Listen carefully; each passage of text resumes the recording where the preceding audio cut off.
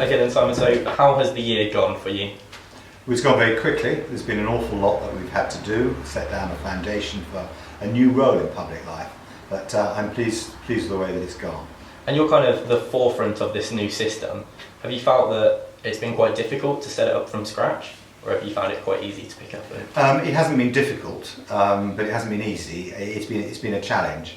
I think that there's been a great deal of goodwill from partner agencies, both the voluntary and the statutory sector, have understood what it is that I'm about as Police and Crime Commissioner, what my agenda is about: social change, preventing crime, preventing reoffending. So it's been a good start, I believe, in the first year. Okay. When we spoke with you before, you mentioned a key focus of yours was to restore public's confidence in policing and also to have public awareness across Hampshire and the Isle of Wight so that people know you are. Do you feel you've achieved that? I think public confidence in policing in Hampshire is high. There's a great deal of respect for Hampshire Constabulary for all that it does. I think what we need to do is to make sure that that remains constant, particularly against the backdrop of some unfortunate episodes elsewhere in the country.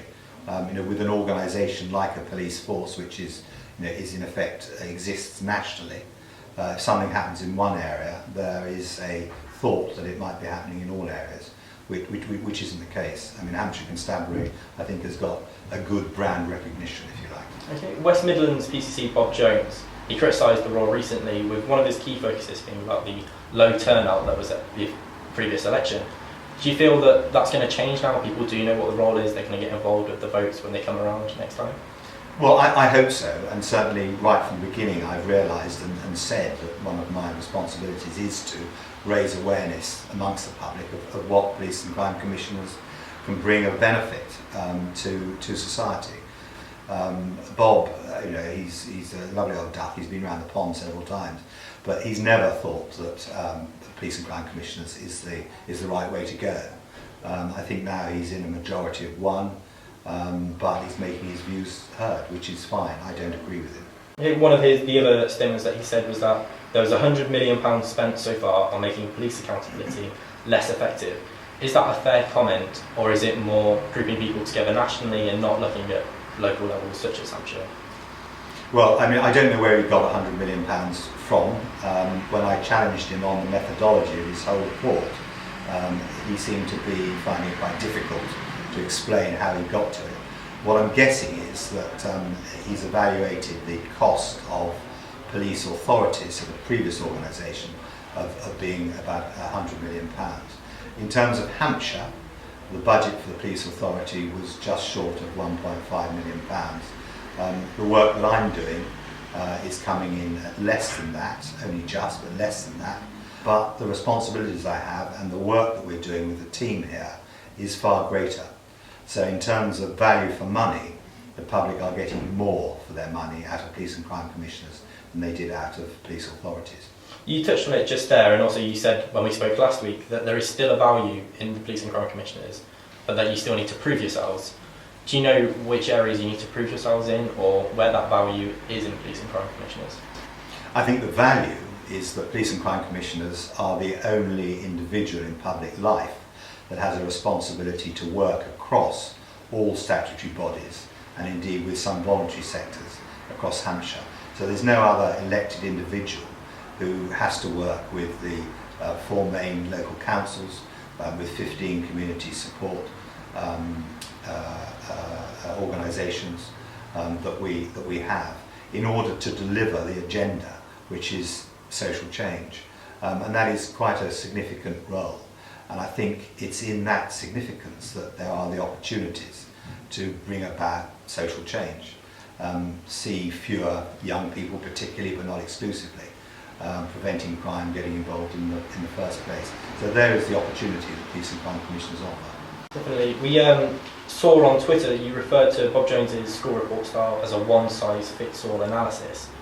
Is it a fair way to review the model? To review the system of police and crime commissioners, to put them all together and have 4 out of 10, 6 out of 10?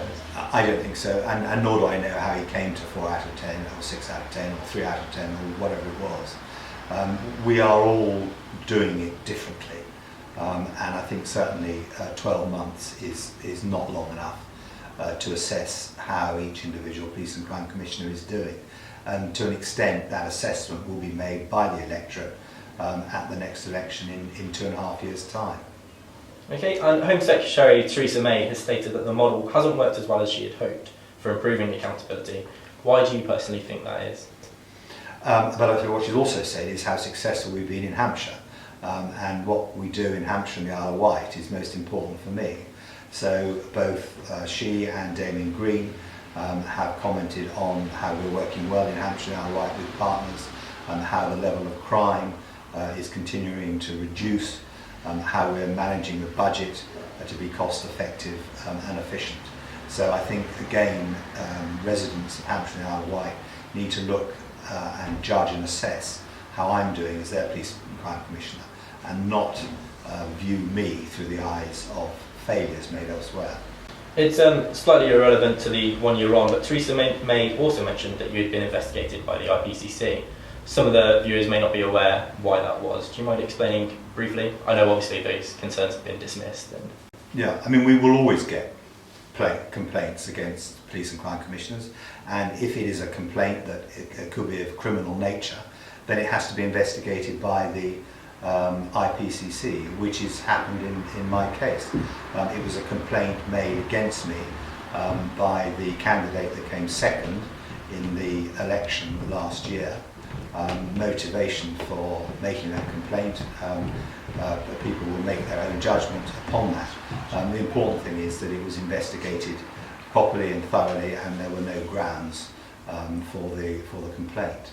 But the whole issue of complaints against police and crime commissioners, against chief constables, is that they must be investigated properly and thoroughly, and until they're found to be grounded, there is no, there's no necessity for people to be concerned about it. Okay, moving on to the final point now. You've just successfully appointed a new deputy, and how did that come along? Why did it take a year for you to decide whether or not you needed a deputy? Well, I'd never ruled out having a deputy. I said at the beginning that I wanted time to work out A, whether I needed one, and B, what the job description would be for the individual.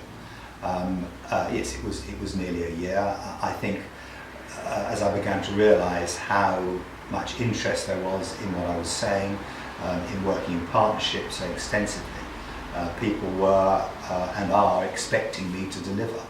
I have significant responsibilities set down in the Police and Social Responsibility Act that set us up, and I want to deliver on those, and I needed, I felt support from an individual who was credible, capable of delivering the plan, and so I appointed Rob Jarman.